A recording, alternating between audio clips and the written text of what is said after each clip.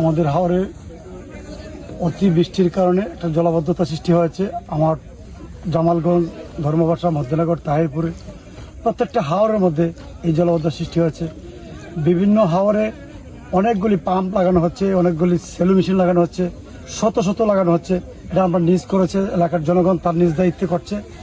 আর আমি আমার জায়গাতে যতটুকু পারি সহযোগিতা করছি। আমাদের লোকাল নেতৃবৃন্দ, লোকাল মানুষ যারা আছে, কৃষক যারা আছে, কৃষকদেরকে নিয়ে আমাদের হাওরের এই জলাবদ্ধতা নিরসন করার চেষ্টা করছি। কিন্তু প্রতিদিনই বৃষ্টি হচ্ছে, কতটুকু এই যুদ্ধে আমরা কতটুকু জয়ী হতে পারবো জানি না। আমরা আমাদের মতো করে চেষ্টা করে যাচ্ছি। আমি এখন প্রত্যেকটা হাওরে যাওয়ার চেষ্টা করছি, জানি না কতটুকু যেতে পারবো আর কতটুকু আমাদের এই সহযোগিতা হবে। আমি দোয়া করি, আমরা সবার কাছে দোয়া চাই, সবাই সহযোগিতা চাই। আপনারা দোয়া করেন, আল্লাহ যেন আমাদেরকে সহি সালামতে আমাদের এই বড় ফসলকে তোলার তৌফিক দান করেন। কারণ আমরা একটি মাত্র ফসলের উপর নির্ভরশীল। আমাদের এই হাওরের লক্ষ লক্ষ মানুষ এক ফসলের উপর নির্ভরশীল। আমরা এই হাওরটাই আমাদের রুটি রুজির একমাত্র সম্ভব। তো ওই কারণে আপনাদের সবার কাছে দোয়া চাই, আল্লাহ তাআলা যেন আমাদেরকে এই ফসল রক্ষা করার তৌফিক দান করে।